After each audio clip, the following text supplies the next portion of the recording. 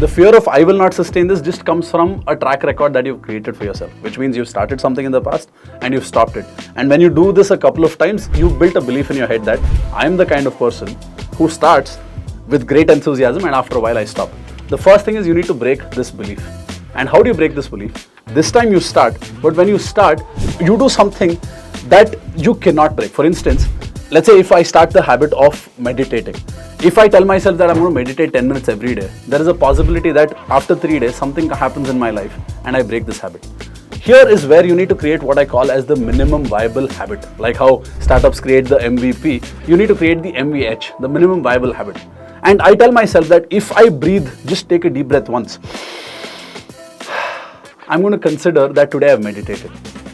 Now what happens is, in my head, I've still maintained that streak. Let's say through the day, I have the streak journal that I'm maintaining. At the end of the day, I realize that I've not done my meditation. At that very point, I can sit for 1 second and I can go,